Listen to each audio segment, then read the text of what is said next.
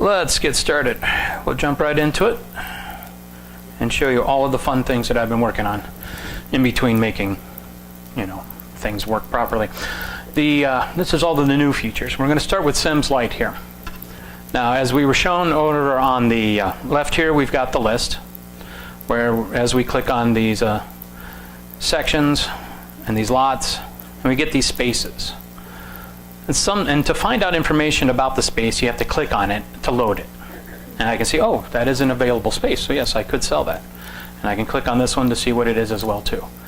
Wouldn't it be great, though, if you could just, at a glance, see the status of that space there? Well, that's what we've added this new little toggle switch in here for our space legend. You click that, and now you get a legend that color codes each space.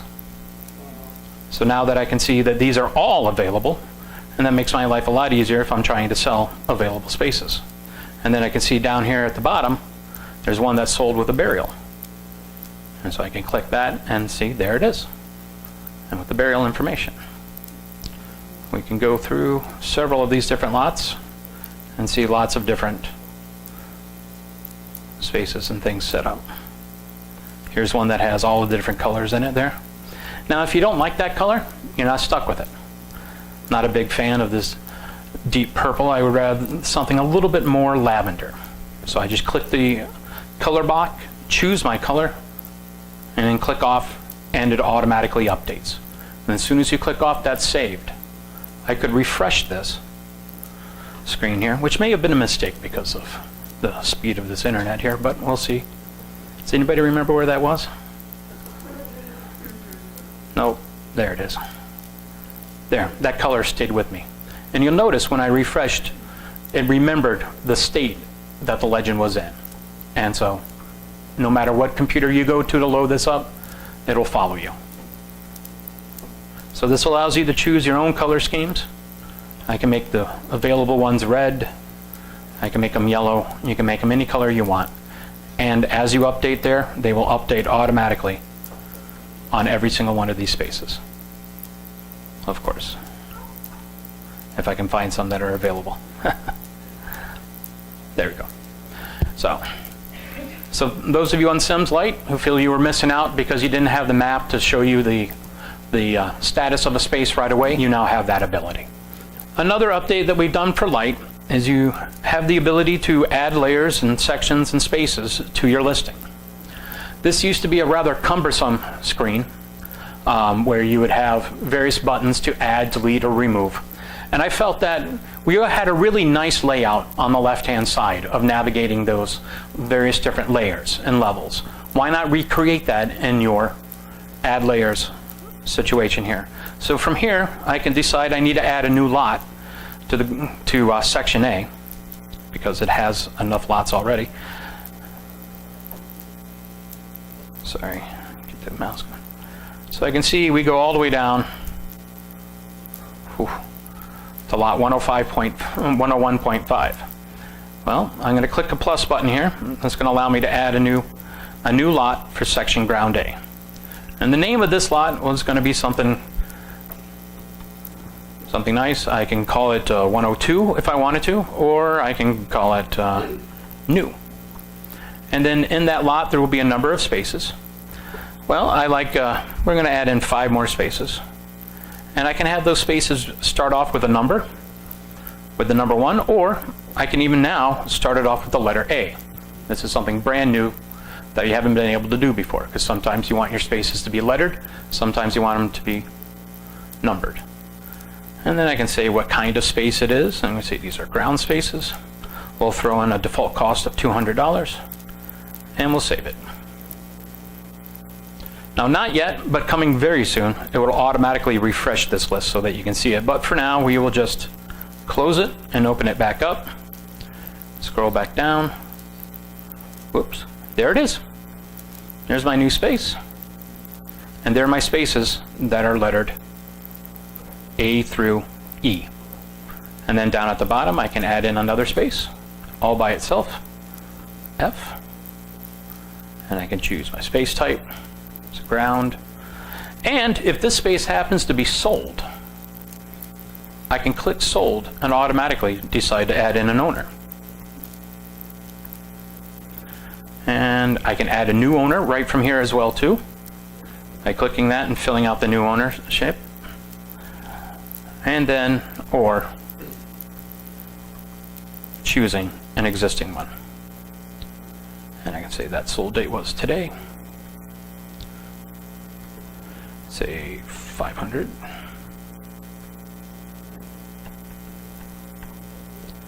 And we'll add that new space.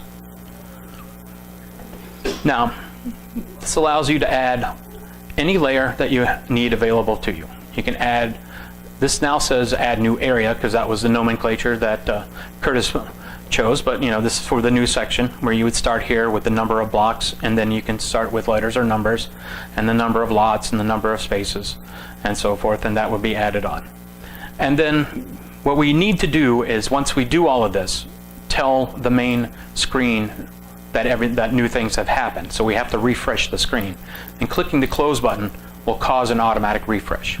So all of the new changes that you just created will now show up over on the left hand side.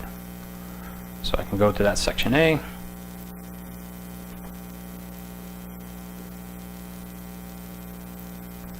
go to my new spaces, and there's my space F that I just sold, and it automatically comes up as sold with the information that I started with. So hopefully, we hope that the Lite users will find this significantly easier to use than the previous version. Okay. So we'll pop over to our Cims demo cemetery and take a look at some new advantages that we have there. Okay, I have been working quite hard to be able to replicate the size of Brandon's screen here on mine, and then try and style everything so that it shows up properly. So now we will see that on this size of a screen, things on the flyouts, the cemetery listings, are now scrollable to the appropriate sizes there. The adding more things on does not shove everything down to the bottom, but more so on the search. Your search type and the search and clear buttons will always remain visible and no longer get hidden once in a while. This search button used to be hidden down below on smaller screens, made it impossible to use. But now you'll always know where you are searching, whether it's a space or a burial, and then from there you can type in the search name and then click your search and then get your listing here. And it will always stay on the, it will always shrink and resize to fit the size of your screen. The same is true on the right hand side, where your top navigation will always remain visible while the rest of the information is slidable for you. Same on burials.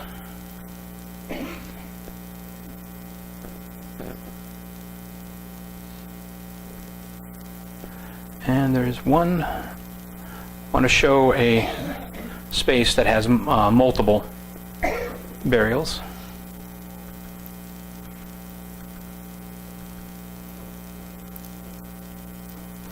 So as we can see here on this space, when we go to the burials, we have this jump to that allows us to choose which burial that we wish to see.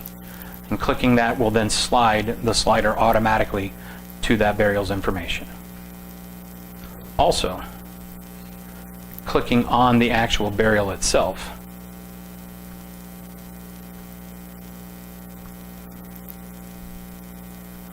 will now load the left-hand side and slide it to show that burial there. So beforehand, where you would click on a multiple burial and you weren't too sure which one you were looking at on the right-hand side, we now slide the information site to there. The same will happen very soon with markers, but that is not available yet. We still have the jump to jump you to that marker information to allow you to view that information there.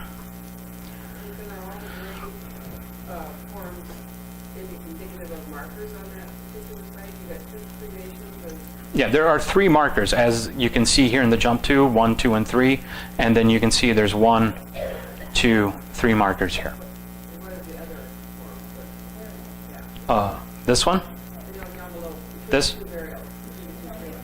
Oh, that is a vault. That is hardly ever used. I needed to throw one on there just to make sure that this this side would scroll up and down. There are, there's a handful of cemeteries that use that as a placeholder for some information.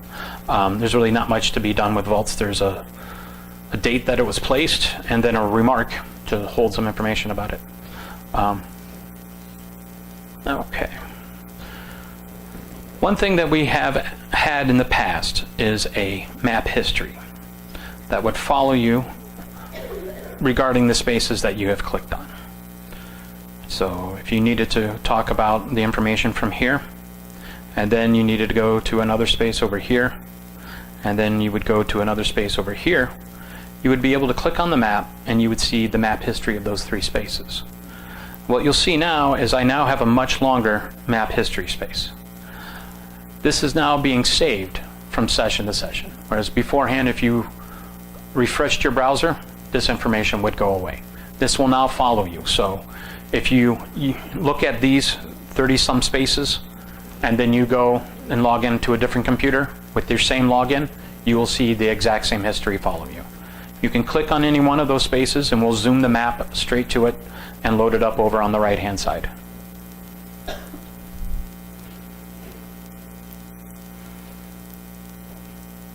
Does that history ever go away? Can you physically clear it if you just want to get rid of the clutter? Not yet. That's a great suggestion, though. But yeah, we can. I can certainly add in a clear button up at the top to be able to do that for you. We hold on to the last 30. Actually, there's 31 here because computers start counting at 0. But there's 31 that are in there. It's a rolling system. And we do keep track of every space you go to, so if you go to the same space multiple times, you will see that listed multiple times in your history. You should mention that this goes between devices. Yes. As I said, if you log into a different computer or onto your mobile phone, I mean, the mobile phone is, again, Cims Cloud is a web page. So whatever you can see on anything that shows you a web page, mobile phones, tablets, computers, you will be able to view everything that you see here. Now, let's see here.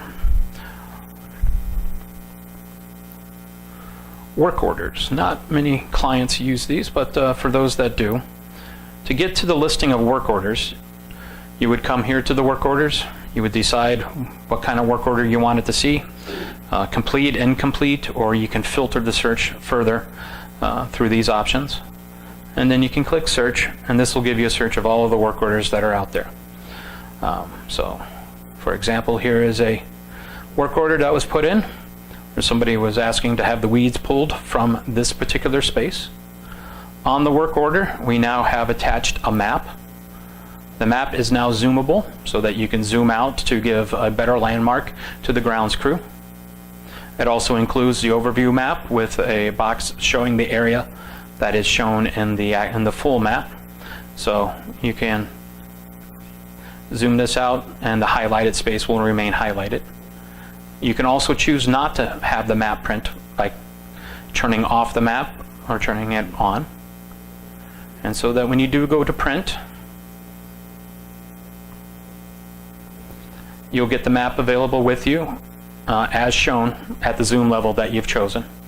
There are 2 copies. Office copy and a work crew copy that print out with that.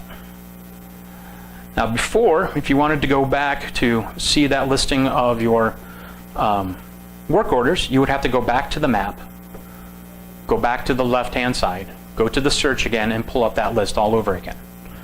So what we have done here is now put the search into the work order pane. So from here, I can now do a search and get that full list again, and I can move on to the next work order. So that way there's not a lot of going back and forth and make things a lot smoother and easier. Okay, so this is the full list of all work orders. And one thing I did want to take a look at here is you'll notice that this space ID is the same. on the 101.5_D.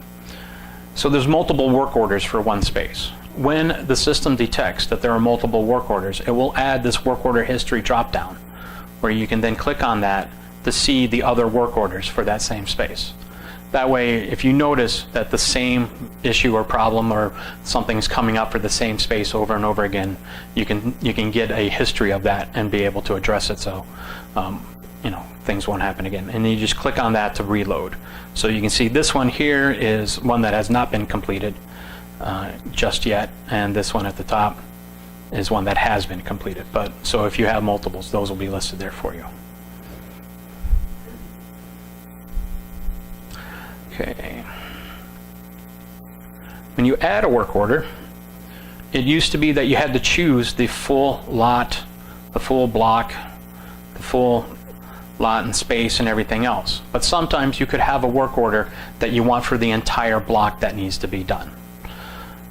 We can leave these now blank and just type in and say fix everything, and then when I hit create, I'm going to get a pop-up that says there's not enough information, not enough location information to draw a map. But we automatically fill in lot and space with all. So now you have a work order that has a cemetery and a block to let the grounds crew know that this is for everything within that area. But we couldn't actually display a space because we didn't have the full information yet. Will that appear in every site? You did the history vault previously that showed work orders for particular sites? No. No. It would have to be the same space ID in order for it to show up in part of a space history. So with that right there, that particular work order, there would not be a map generated. The person would have to understand where block C was to do the work. That's correct. Curtis mentioned about calendar functionality. When you choose a work order to have a high priority level, we ask that you enter in a date for when it should be completed. Now, when you do that, we now get this new icon that looks like a calendar. And when you hover over it, it says add to calendar.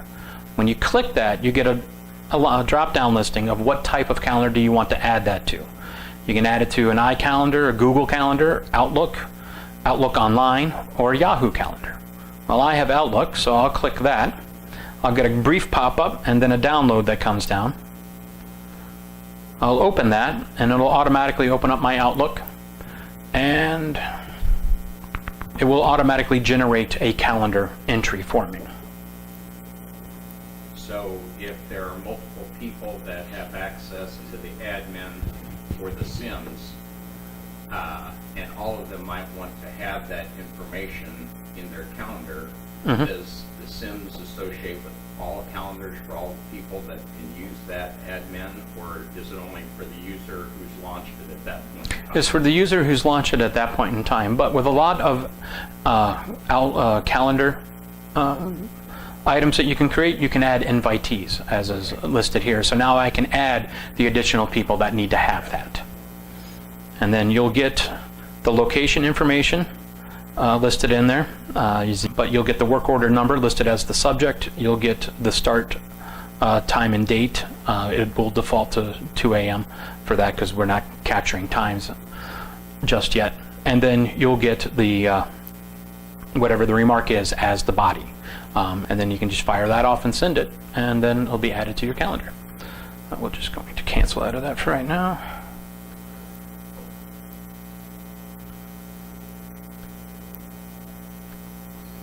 Okay. Now the calendar functionality also exists in one other place.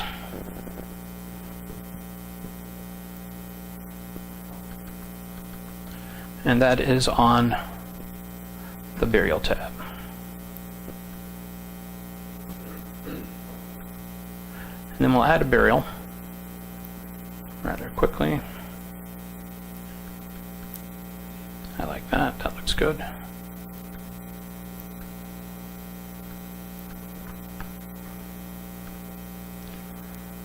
And we'll put down a burial date of, say, this Saturday, and we'll save that. And now when that comes up over on the right-hand side next to the burial date, we now have that same calendar icon. And from there, So that's for any date in the future that will come up, or from today's date forward, that if you put in a date that's in the past, the calendar doesn't come up? no, it actually comes up for all dates right now. Okay. But this would then allow you to generate a calendar reminder for yourself or for whoever else you need to send that to. Okay. Now, clicking the eye here, we can take a look at this customer's information here. And added into the customer's information here is this new area of contacts and next of kin. And this has been a kind of one of the big pain points that a lot of our customers have had. In order to add in contacts before, you would have to go to the customers tab, do a search for that customer, and then go into that customer's page and then click the contacts tab and then hit the add contacts. So it would take you 7 steps just to get to where you can add a contact, where you would then search for another customer to add as their contact. And if they weren't there, you'd have to back all the way out and create a new customer contact for them. So here, we've added it straight in here. So you no longer have to even leave the map. So from here, I can now do a search by last name. I can start adding in my last name here. And there I am, I'm listed. So I can just choose myself. I can click add. And I can put my relationship down here to this person. And I can say friend. And hit save. And now I am added. So, David, back to that thing you just on, where you have a marriage date or date of death or other dates that you input for a new customer. Yes. Is that calendar functionality going to be available in cloud? So we don't have to type in 10/02/1978 to pull up the calendar? So if I click here, I would get this calendar input field here. Now, the calendar input field always defaults to today's date. And so the marriage date,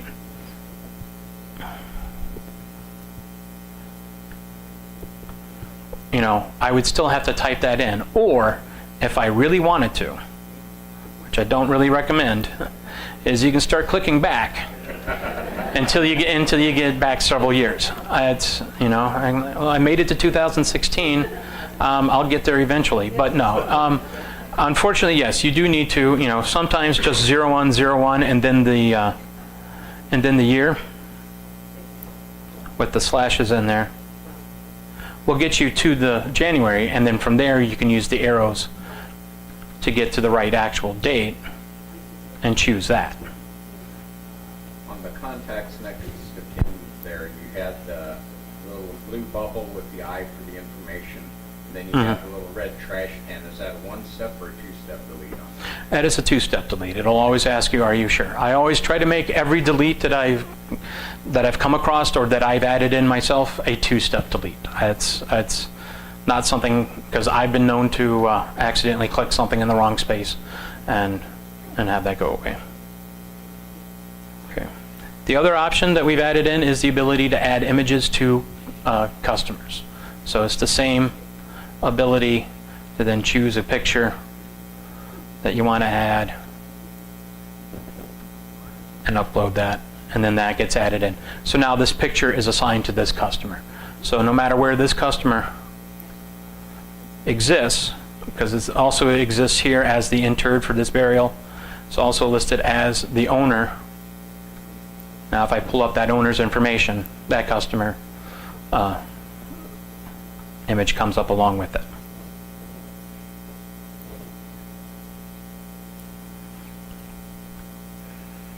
Okay.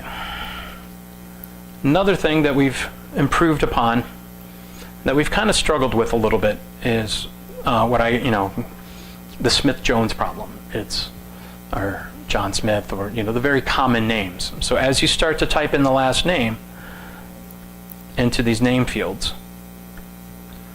you get the drop down.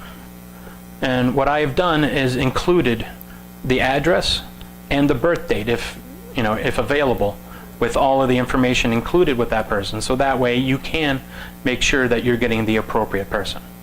Now, being that this is test data, we just put everybody with the same address right away, which kind of gets in the way.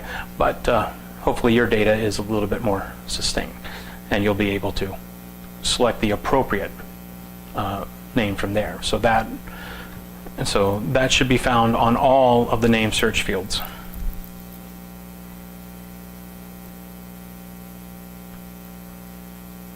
With the additional information that's there.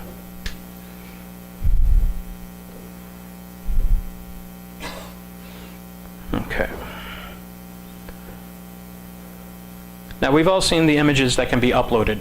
We can upload images to the owners, we can upload images to burials, and that's each burial on a space. So if you have 3 burials, each one of those you can have an infinite number of images uploaded to. Same thing with the markers. Each marker can have its own set of images assigned to it. The deed you can upload images to as well. But people wanted to be able to also upload PDF documents, and that's where the Documents tab came into play. So if you had a PDF, you would upload it here.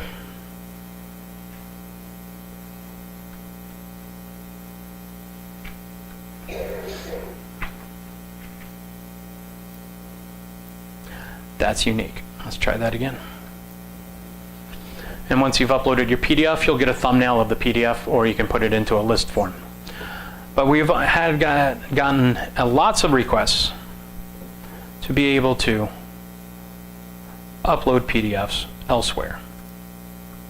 And I'd like to be able to show that to you now. So even though this button does say New Images, we'll notice that this is now allowing PDF files as well. So we're going to add some files. We're going to add some pictures. I really like sunset pictures, so I got a lot of them here. We'll open those up. But I'm going to add in some more files. I'm going to go into my Documents tab, and I'm going to add this one and this one as well. And so there we are. Images and PDFs all getting uploaded all at the same time. And so they appear here. There's my image. This is the Owner tab. And now here's a PDF document. Here's the other PDF document and the other image. I can click here to get a bigger picture of the image. I believe this one is from Wisconsin itself, so very nice. But here, when I click on the PDF, I get a brand new window that opens up the full PDF for me. And then from here, I have the ability to print, rotate, zoom in, zoom out, all of the same interactions that you would have with PDFs through the browser. So is the PDF, you were within the product, or is it launching like Adobe under the covers? Or? It's actually launching it in Chrome itself, so Chrome has its own built-in browser. But now, as big as you want. Yeah, it'll all be there. Just the bigger the file, the longer it'll take to upload.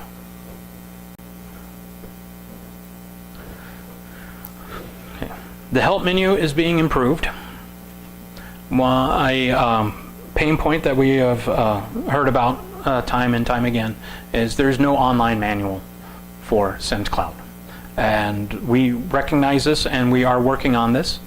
And this is a link to a preview of what we hope to be our new online manual. We call this CIMS Wiki. If you've ever heard of Wikipedia, it uses the same type of technology for that. Allows us to quickly and easily create documents and make those searchable very quickly and easily as well too. And it adds in this navigation automatically for us as well. So it just opens a new tab. It keeps your cloud Yes. active and launches a tab for the manual. Yeah, it does launch everything into a new tab. That you can pull that tab off and run it off into its own window somewhere else if you wanted to, or reattach it. I'm just going to quickly place a burial here.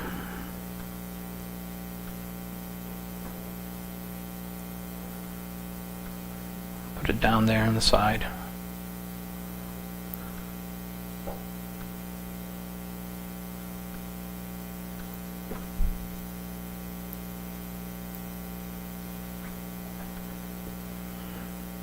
Okay, I'll just save that there. Nathan, I think you put that Yeah, you're right.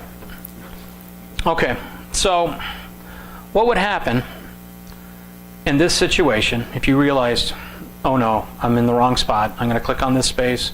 I'm going to go to the burial tab. Now I got to figure out which one of these it is. I can tell almost by the last name, but it's very similar. We could click the burial, and it will jump too. So now I know this is the right one. But now I have to disinter it. Then I got to go find the right space. And then I got to add it back in and type in all of that information all over again. Or I can now use our brand new Move Burial button. I click. You click the Move Burial button. I now am going to interact with the map to find a new place for this. And it actually belongs over here. So let's zoom in there. And now I click that space, and there's the space, and there's the new burial. It's been pulled away from this space, which I'm now moved back to the owner tab, and I can click here on the burial. I can see it's gone. Only the other burial is remaining. I can click over here and go to the burial and see I now have two burials here. And there's the burial that I just created. No longer do you have to retype everything in. You just need to select the Move Burial and then choose where you want it to go. Do you want it, for the benefit of the people in the back, do you want to move like when you're a veteran? Absolutely. Over a grave so that they can maybe better see the yellow food? Yep. This is 2.0. And so we'll click on Move this burial. And I'm going to move this one clear across the cemetery. So there's no limit as to where you can move it. It doesn't have to stay within the same group here. So we'll zoom in. Okay. Now you clicked on it before you started zooming, right? Yes. Okay. Okay. So now I'm going to try and move it into here. But it tells me I can't because the space is available. You cannot have a burial in a space that does not have an owner. So the system is smart enough to know it's not going to let you do that. Okay, that's fine. I'm going to put it in this space here. And it says, no, this is a restricted space. You're not allowed to have a burial there. I said, okay, fine. I will put it in this space here because I can see from my legend that it's sold and therefore has an owner.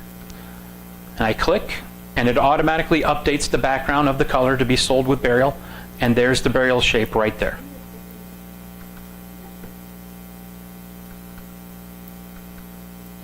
And this has all of the same burial information that we had. But it still All moved reflects over. the original owner of that space. That is correct. We do not update the owner. We are only moving the burial. This is not considered an actual disinterment. You will still, if you actually do a physical dig up and move, you'll need to add information into the disinterment. The disinterment window is located under Utilities and Disinterments from here. From here, you can easily add a new record to be able to keep a list of disinterments for any legal purposes that you need. You do need to have a space that has an owner to move a burial into. And if you did a clerical error and typed in an owner into the wrong space, you would have to. For example, if this space had the wrong owner in it, I can easily just change this back to available. So I just want to copy this so you can get back to it easier. So I can set that back to available and take out the information, and then I can click update. I can update the space. And then we'll see now it turns green, which is an available space. And if this was the space that they were supposed to own, I can take that from available to sold. And now that I've copied the last name, I can paste that in and be able to find the appropriate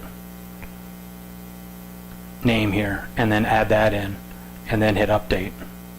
And we'll update just that exact same space. It now turns blue. So now I've moved the owner from there. And then from there, you can then get the burial over. The one last item to show that has not been documented is with the latitude and longitude shown down here at the bottom.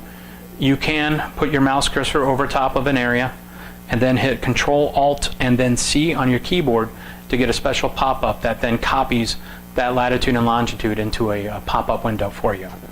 And if you close that, and so now I have that corner, I can go over here to this corner and hit Control Alt C again, and I can keep going, and it records all of the different corners here. You'll notice these numbers are very close to one another, but the very last of the numbers are slightly different. And then you could take that information and put it into a handheld GPS device or any other mapping type software and be able to utilize that if you need to. Typically, what coordinate is most used as far as relation to where the actual interment is? Is it at the headstone itself that you snap off the coordinate? What do people typically use if they want to associate a coordinate to a physical location in reference to a grave? Usually it would be the center coordinate. That would allow you to know that what the center of the burial is, and then you would know the size of the burial, so you would know how many inches or feet from the center it should be. And the same thing with any other physical object with that. And that's why when we place something new, we always place it at the center to begin with. And is there a coordinate then automatically associated with it, which is the center of that burial then? Yes. Okay. Yeah, we do record the, it's called the centroid, and that does get recorded into our database. All right.